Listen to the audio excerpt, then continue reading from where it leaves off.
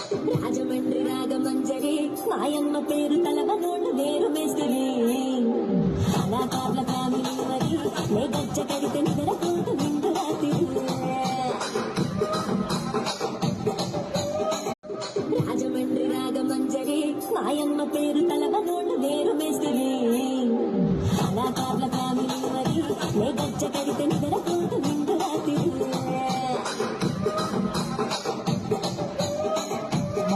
Please kindly.